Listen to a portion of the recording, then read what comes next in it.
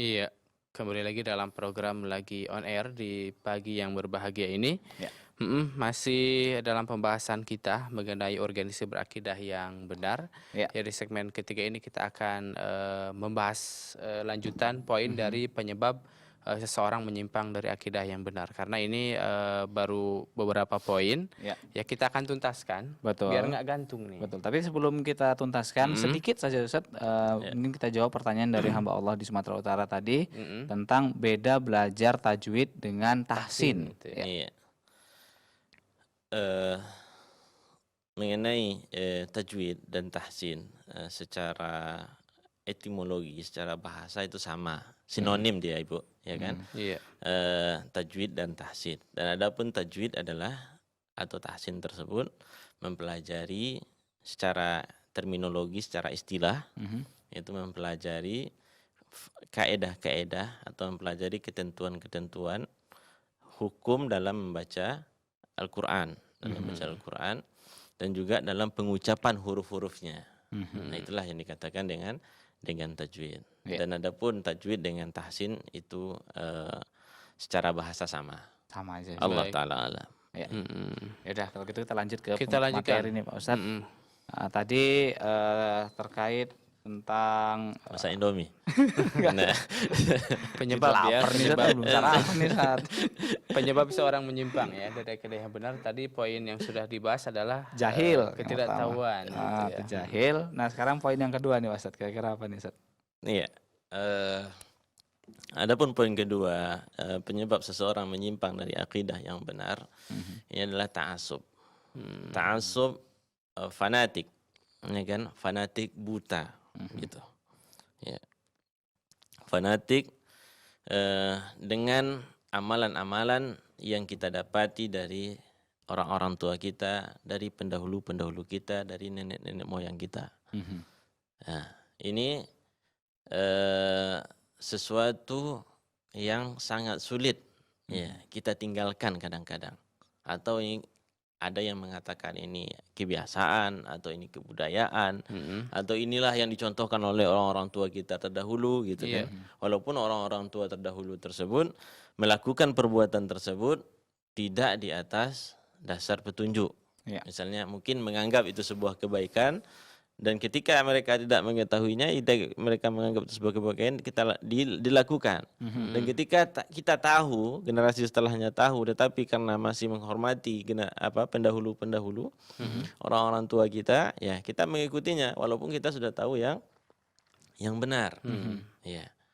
Maka fanatik ini bagus ketika dia fanatik ta'assub di atas kebenaran. Ya.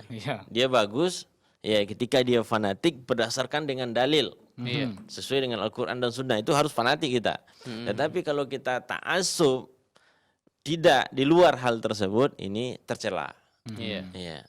Karena sebagaimana yang difirmankan oleh Allah Subhanahu wa taala, wa iza qila lahum ittabi'u ma anzalallah qalu bal nattabi'u ma alfaina alaihi aba'ana. Nah, jadi Rasulullah ketika berdakwah, ketika disuruh mengikuti apa yang telah diturunkan oleh Allah, katakan dalam Al-Qur'an, mereka menjawab bal nattabi'u ma alfai alaihi aba'ana. Ya. Ma alfaina alaihi aba'ana, itu kami mengikuti apa yang telah kami dapati bapak-bapak kami, orang-orang tua kami yang terdahulu. Awalau kana aba'ana la ya'kiluna syai'a, walau kana aba'ahum la ya'kiluna syai'a wala yahtadun. Walaupun orang-orang tua mereka tersebut tidak memiliki ilmu di atas perbuatan tersebut, dan dia tidak di atas petunjuk.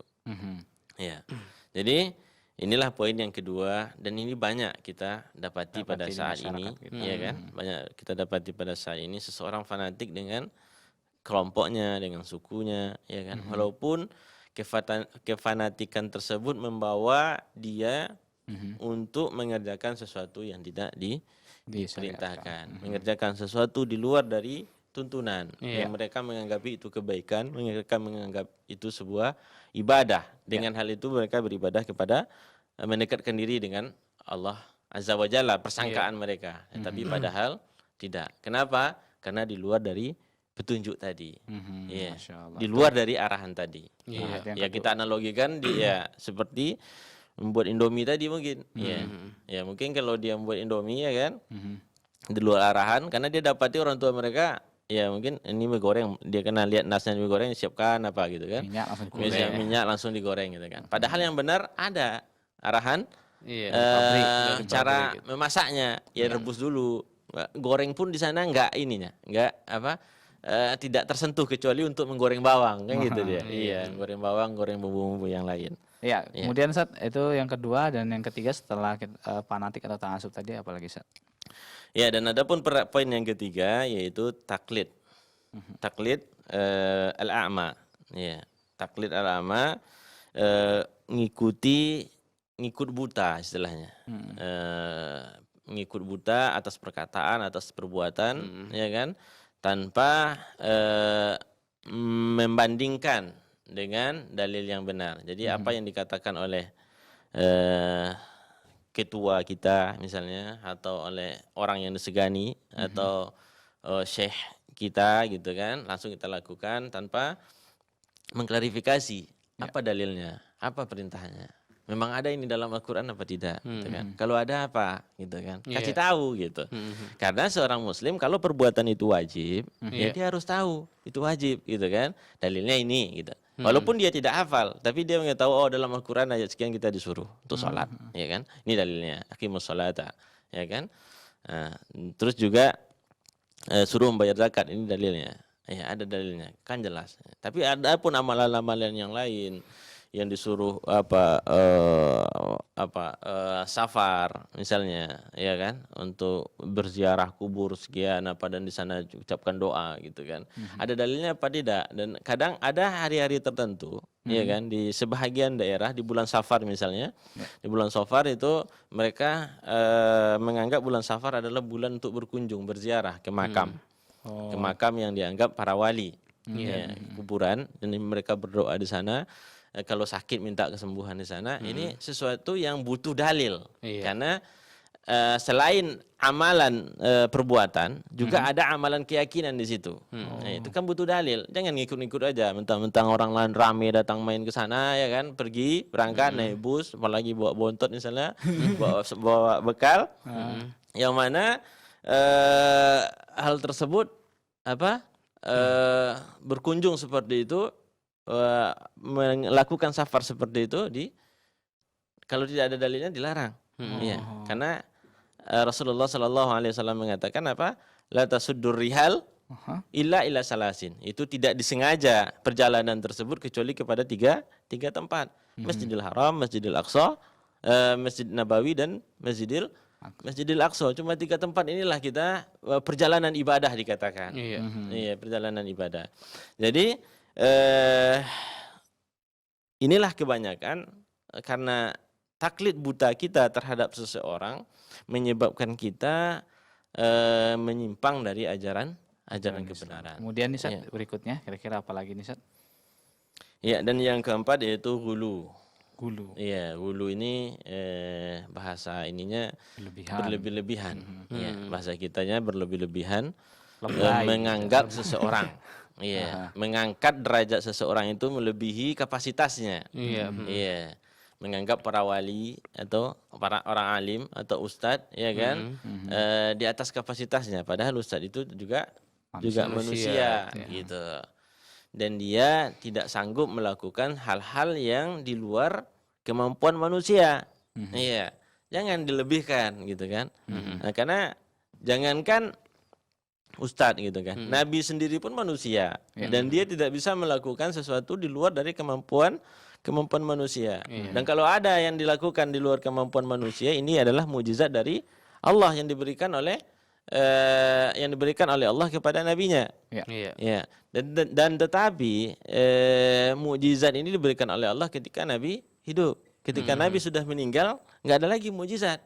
Iya. Jadi ketika kita mengagungkan atau memuliakan para nabi, para orang alim, ya kan, melebihi dari kapasitasnya, ini menyebabkan kita terjerumus kepada keyakinan yang menyimpang. Karena banyak kejadian kaum muslimin yang kita sedihkan berdoa di makam-makam orang soleh, di kuburan-kuburan orang soleh, berdoa kepada di tempat-tempat yang dianggap keramat, ya kan, untuk minta disembuhkan, untuk minta dilapangkan, untuk minta diterima kerja. Iya, ini adalah keyakinan yang menyimpang.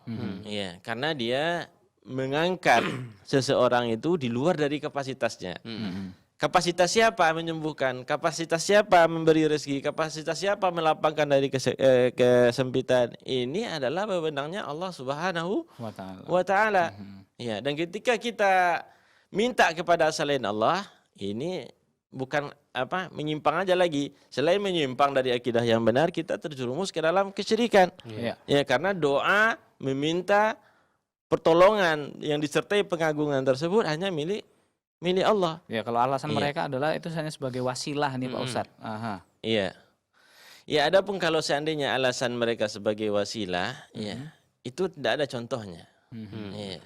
Kalau seandainya berapa banyak orang-orang soleh sebelum Nabi Muhammad, berapa banyak nabi-nabi sebelum Nabi Muhammad dikirim, nggak ada kita dapati bahwa Nabi Muhammad SAW atau para sahabat bertawasul atau menjadikan perantara Nabi Ibrahim, kakek-kakek beliau, ya kan, Nabi Ismail yang terdahulu daripada Nabi Muhammad untuk berdoa kepada Allah, doa saja kepada Allah langsung, ya kan? Karena kalau seandainya kita jadikan perantara Allah dengan hamba tersebut, sedangkan Allah mengatakan yang disampaikan oleh Rasulullah, ud'uni astajib lakum, itu berdoalah kalian kepadaku dan aku akan kabulkan, kan gitu. Iya. Jadi di mana? Iya, bagaimana realisasi berdoalah kalian akan aku kabulkan tersebut? Kalau seandainya kita menjadikan perantara yang mana orang-orang terdahulu tidak menjadikan perantara. Inilah kesalahan kita, karena kita menyerupakan Allah dengan makhluk. Iya, menyerupakan Allah dengan makhluk. Iya, yang mana makhluk butuh perantara. Kalau nggak kenal dengan dia, nggak kita minta kan susah untuk mendapatkannya. Jangan dijadikan seperti itu. Allah tidak seperti makhluk. Baik, Masya Alhamdulillah. Sebenarnya masih menarik ini untuk kita bahas nih, tapi tapi juga masih panjang pembahasannya. Gimana lagi, waktunya habis. Ya, honor kita cuma dibayar sampai jam 7 pagi. Masya Allah, Masya Allah. Ya, jadi untuk itu kami ucapkan terima kasih Ustadz kepada antum yang telah hadir dan memberikan pencerahan yang jazakumullah khairan. Masya Allah. Dan insya Allah di pekan depan mudah-mudahan Allah memudahkan kita dan melanjutkan pembahasan kita. Ya, dan mohon maaf mungkin ada beberapa pertanyaan yang belum sempat kita jawab, dan insya Allah pertanyaan kita akan disimpan dan akan kita bacakan di pekan depan insya Allah. Baik, dan akhir kata saya Fatur Rahman dan saya Selamat Arianto pamit undur diri dari hadapan Anda, dan wassalamualaikum warahmatullahi wabarakatuh.